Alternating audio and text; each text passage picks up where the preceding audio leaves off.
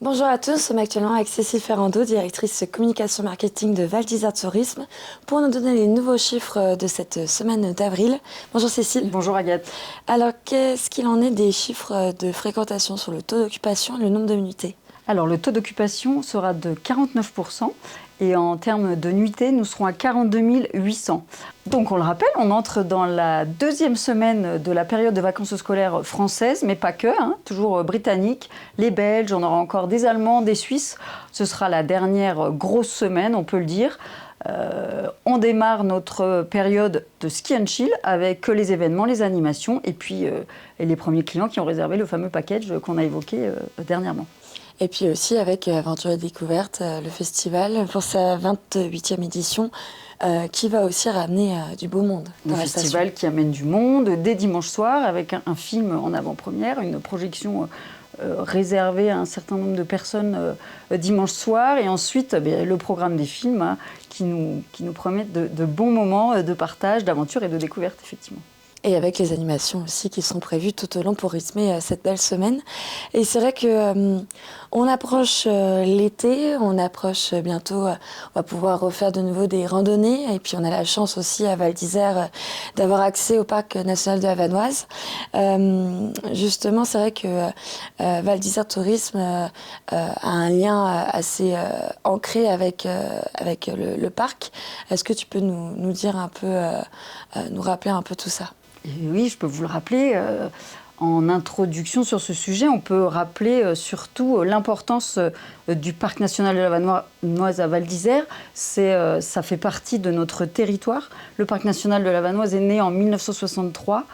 C'est le premier parc naturel français. Ça a été créé en réponse un peu au parc national du Grand Paradis, qui a été créé, qui était une réserve de chasse à l'époque pour le roi Victor Emmanuel II en Italie, enfin le royaume de Piémont-Sardaigne. Mais du coup, il a, pour pouvoir continuer à chasser, fait cette zone de protection des bouquetins, parce qu'il voulait tuer beaucoup de bouquetins.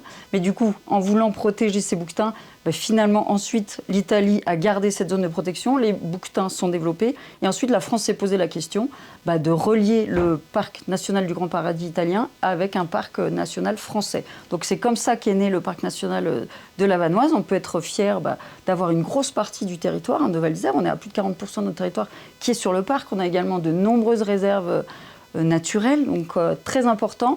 On est ancré dans un écrin et il est vrai que pour certains, ça peut sembler être parfois des contraintes, parce qu'il y a toujours ces contraintes de protection, d'interdiction. Réglementation. Mais depuis quelques années, on se rend compte que finalement, c'est une chance d'avoir ce parc national, puisqu'il y a une appétence réelle des personnes, des visiteurs, à cet espace protégé dans lequel on peut venir voir la faune, la flore, des espèces incroyables et puis des panoramas magnifiques, des glaciers, des sommets, des lacs, des rivières, enfin énormément de trésors naturels. Et donc nous, Val d'Isère Tourisme, effectivement, nous collaborons ainsi que la mairie. La mairie collabore aussi énormément avec le parc national de la Vanoise, mais nous également sur la partie touristique, parce qu'on le voit, c'est un atout pour les visiteurs. Et du coup, nous, on le valorise. On valorise le parc national. Ça nous sert d'argument marketing, finalement, de parler de tout ce domaine. Alors, on travaille avec eux aussi bien l'hiver que l'été. Justement, il y a une convention qui a été signée l'été dernier. Chaque année, on signe une convention qui aborde différents points. Cette convention, on la signe essentiellement pour l'été. C'est parce qu'il y a essentiellement la mise à disposition d'une personne du Parc national de la Vanoise, d'une hôtesse, qui vient au sein de l'Office de tourisme dans un point information. En fait, l'Office de tourisme est le point information du Parc national de la Vanoise, avec cette hôtesse qui était auparavant mise à notre disposition par le parc. Là, le Parc national de la Vanoise rencontre des problèmes financiers.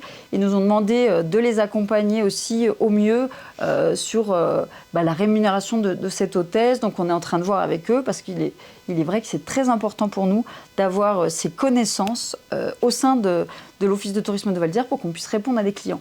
Les visiteurs ont des questions très très précises. Nos hôtesses sont bien évidemment formées, mais la personne du parc parc a vraiment des réponses pertinentes sur les animaux, sur les passages, très techniques. Donc c'est important d'avoir ça. Mais donc on a ce point info. Après, avec le parc national de la Vanoise, il faut savoir qu'on développe aussi des animations. Par exemple, en hiver, les visiteurs de Val d'Isère peuvent aller voir les bouquetins, vous savez, sur la route du Pont-Saint-Charles. De même, en été, on voit qu'il y a des gardes qui se promènent sur le domaine proche des refuges, bien souvent. Et donc là, ils peuvent interagir avec les clients. Autre point, les refuges, je viens de l'évoquer. Il y en a deux. Il y a deux refuges. Le refuge du Prarion et le refuge du Fond des Fous. Prarion, Fond des Fous, on collabore aussi avec eux. L'hiver, il y a énormément de personnes qui font du ski de rando, qui vont chez eux. L'été, il y a des grands sentiers. On rappelle qu'il y a le Trek Nature Grand Paradis Vanoise, qui nous a d'ailleurs permis de mettre une webcam sur le refuge du Prarion. Donc ça permet aux personnes qui vont se promener de visualiser tout ça. On a de très bonnes relations avec les gardiennes de refuge. Nous, on leur envoie aussi des journalistes pour qu'ensuite les journalistes puissent parler de tous ces trésors naturels. Et puis il y a encore des actions qu'on mène avec le parc qui sont importantes. La sensibilisation. La sensibilisation et la protection aussi, avec notamment, je pense, des zones, vous savez, de protection pour l'avifaune, pour les tétralyres, notamment, des zones pour éviter que les skieurs aillent déranger les tétralyres. Ça fait de nombreuses années qu'on avait développé ça, nous, déjà, avec un programme qui s'appelait Save Your Logo. Et puisqu'on sauvait les aigles, mais également on avait mis à disposition un budget sur les tétralyres.